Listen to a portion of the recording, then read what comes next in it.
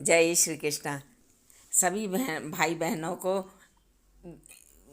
भाई दूज की बहुत बहुत हार्दिक शुभकामनाएं। सभी के भाई, सभी की बहनें सदा खुश रहें, उन पर सदा प्रभु की कृपा बनी रहे। इसी शुभकामनाओं के साथ में मैं आज ये भाई दूज का वीडियो बना रही हूँ। तो इसके लिए आप लोगों को बहुत बहुत शुभकामनाएं।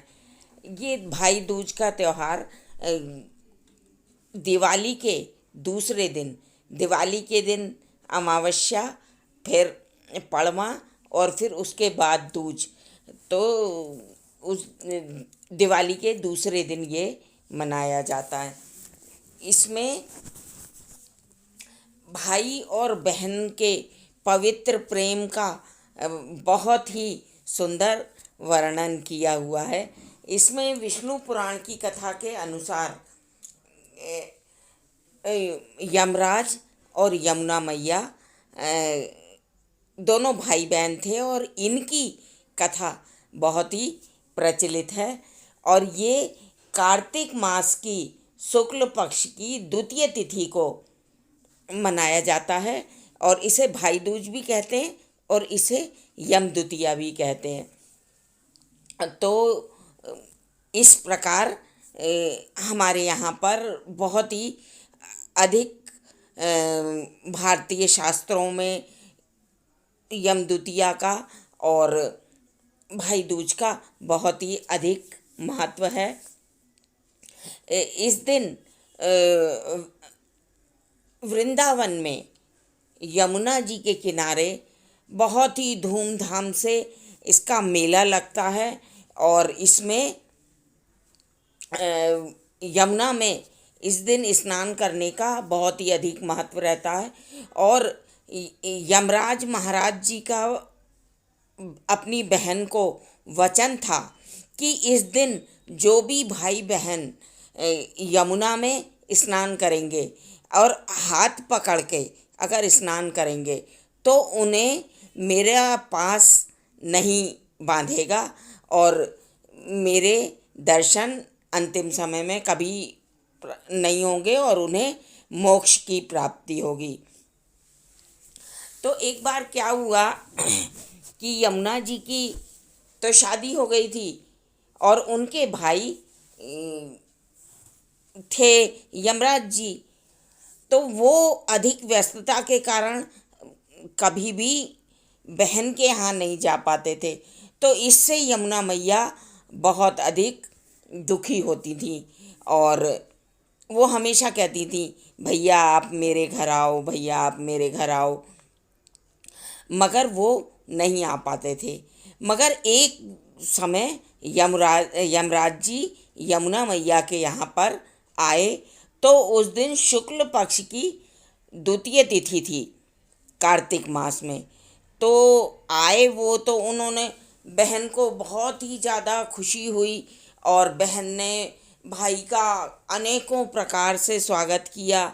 उन्हें अच्छे अच्छे मिष्टान, मेवे, 56 भोग आदि का भोग लगा के भोजन कराया और बहुत ही आदर सत्कार किया। उससे यमराज महाराज बहुत ही प्रसन्न हुए और उन्होंने जब वो जाने लगे तो उन्हें यमराज महाराज की विदाई के समय उन्हें एक नारियल दिया और उनसे वचन लिया कि आप मेरे भक्तों के लिए या मेरे लिए कुछ आप वरदान दो। तब उन्होंने वरदान दिया कि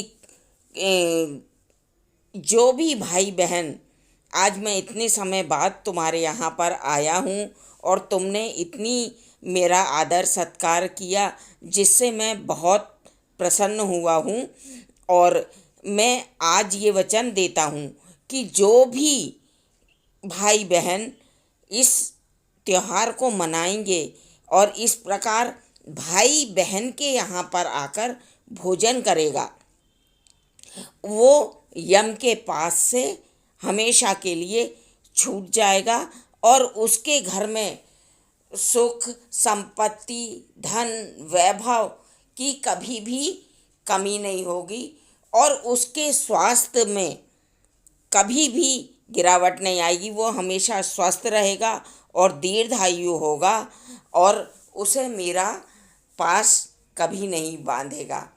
तो तभी से ये यम द्वितीया यानी भाई दूज का त्यौहार मनाया जाता है। और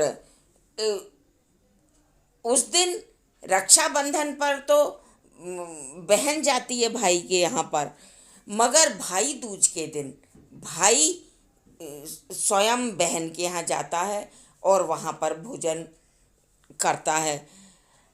अगर किसी की सगी बहन नहीं है, कई लोग ऐसे होते हैं जिनके पास सगी बहन नहीं होती है, या ऐसा भी होता है कि वो दूर होती है तो आ नहीं सकते हैं, तो वो बुआ अगर पास में है तो बुआ से टीका करवा सकता है भाई दूज का, वो बहुत ज़रूरी होता है।